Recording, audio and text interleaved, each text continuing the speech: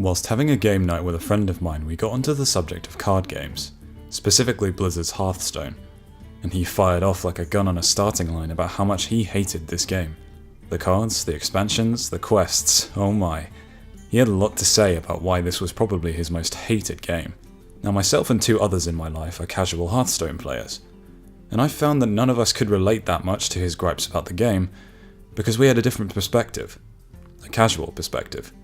And for us specifically, that might be the best way to play, but there may be more truth to that in the game itself than just my perspective. So what defines the casual mindset of a Hearthstone player? Well, that depends who you ask, but in general they usually build their own decks, learn how the classes work, how to best take advantage of the cards in that class, and focus on playing games with what they have, while slowly amassing a more diverse collection of cards. Now it's important to note that everyone was a casual at one point. I think it's fair to say that not too many people go into a game with the specific desire of being competitive. But what about those who are converted by their competitive edge, their drive to be the best, and the ultimate goal of winning? For those people, ranked exists. The goal is much easier to perceive and keep track of because of a ranked system.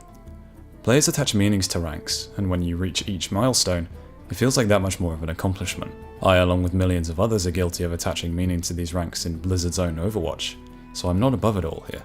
This doesn't mean that casual players don't indulge in ranked either.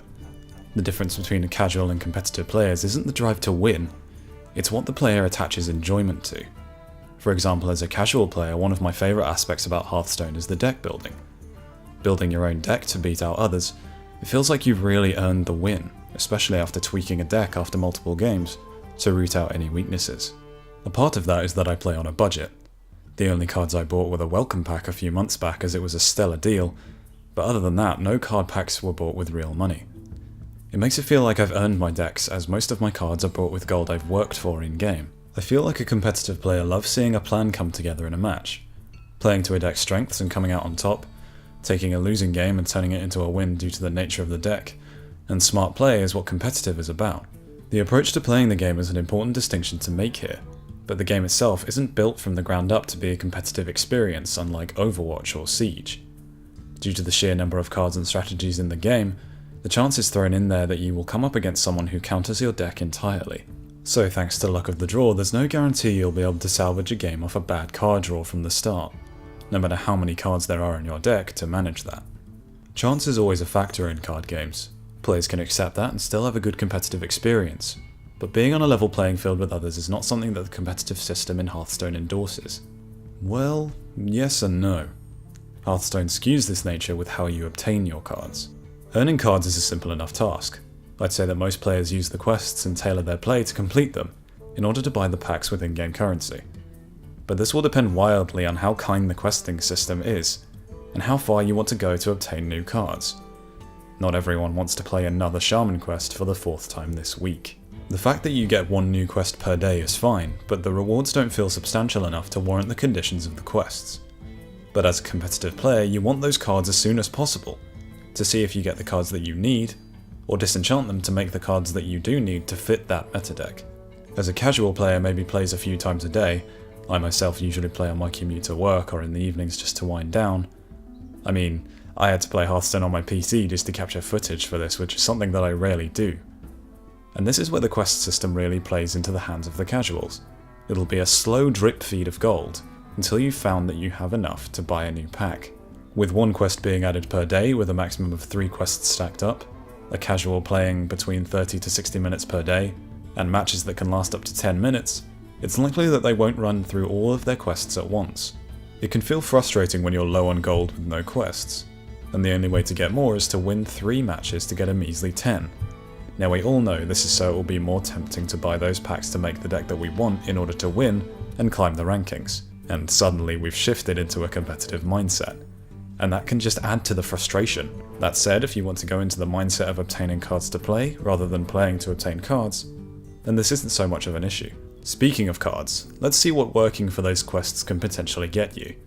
I'll be focusing on rarity as it's one of the few constants in the way that the game handles its cards. Now, getting a rare in every pack is a great way to alleviate any potential disappointment from the commons that may drop. So at least you're getting a kind of pity value for every pack. Epics will appear roughly once every 5 packs, and legendaries are roughly once every 20 packs. Now that is a big jump up to legendaries.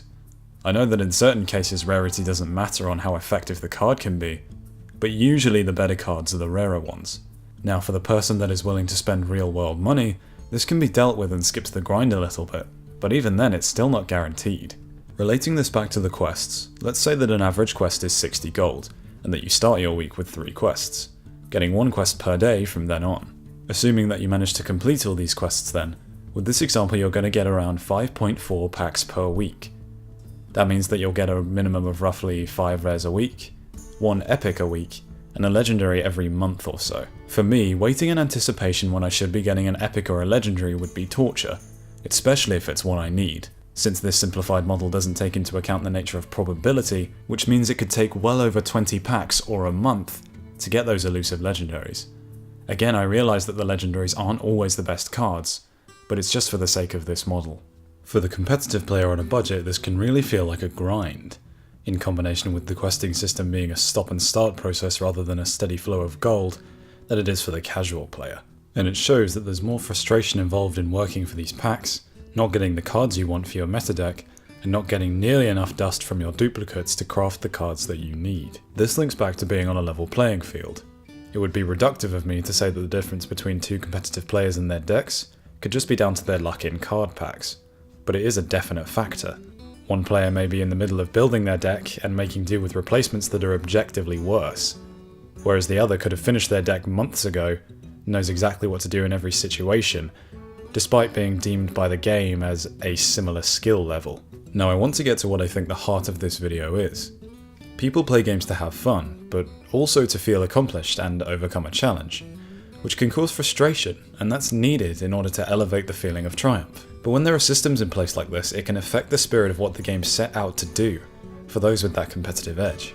Now, my parents always scoffed at the "it's taking part that counts" mantra they'd spout off in schools when I was a lad, and instilled in me that you should always aim to win. For Hearthstone, I take the same approach, yet I have a casual approach to the game. It's about winning by your own smarts, creativity, intuitiveness, and volition. This is how I like to win. It's important to distinguish how we like to win, and how that can elevate the game for a certain type of player. If you're a competitive player and fine with how Hearthstone systems can work against you sometimes, the pleasure comes from knowing your deck inside and out, and reacting to the scenarios in the correct way in order to climb those rankings. Sometimes you may have to play the deck in a way that it's not designed for, which can make it feel more satisfying to come out on top. Feeling at home in your decks and knowing that you'll always have the chance to counter someone provides a sense of comfort. As a casual player, I feel like it's more satisfying to design your own decks as the game intended, going into games and finding out what works and what doesn't, and working to build something of your own design. As my friend from the start of the video shows, it can be easy to get frustrated with the ultimate goal of climbing ranks, and card drops in quests, and the way that luck factors into all of these systems. But despite all of this, does this make Hearthstone competitively viable? The meta, the esports, the tournaments, the streamers, and 40 million players. The fact that Hearthstone has built such a large and strong competitive community despite the hurdles it throws against them shows its viability. The aim of this video was not to tell you that you shouldn't indulge in competitive Hearthstone. There is no wrong way to play this game.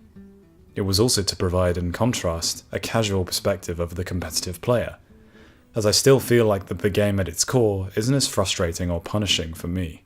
And as a result, I am more than happy with being a filthy casual. Thank you very much for watching.